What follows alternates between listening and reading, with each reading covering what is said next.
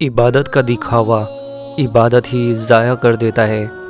परिंदों को नहीं दी ज़ाती तालीम उड़ान की, वह खुद ही तय करते हैं मंजिल आसमान की। रखता है जो हौसला आसमानों को छूने का, उसको नहीं होती परवाह गिर जाने की।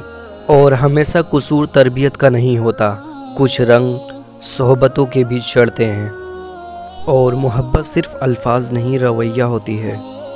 नशा किसी भी चीज़ का हो, इंसान को ग़ुलाम बना देता है।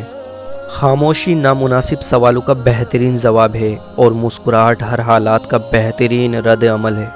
हर एक शख्स पर लाजिम है कि वह तन्हाई में अपने गुनाहों को याद करके उन पर इस्तग़फ़ार करे।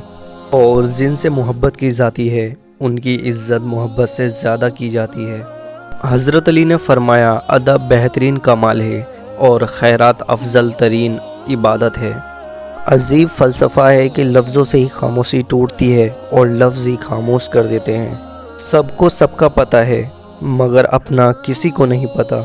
और हकीकत तो ये है, अल्लाह के सिवा हर सहारा कमज़ोर और आर्जी है।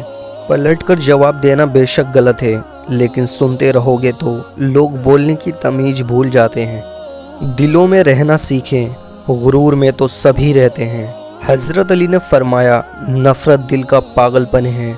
याद रखें, अगर आप अपने रब पर भरोसा रखते हैं तो ये भी जान लें कि आपका रब उस भरोसे को कभी टूटने नहीं देगा। और जिसके पास दुआ मौजूद है, उसके पास तमाम हल मौजूद हैं। जालिम मजलूम की दुनिया बिगाड़ता है और अपनी आखिरत को।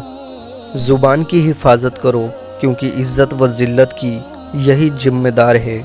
अगर आप अपनी बुराइयों पर काबू पाना चाहते हैं तो सच बोलना शुरू कर दें। और हद से ज़्यादा नरम दिली भी बहुत भारी पड़ती है। नमाज क्या है?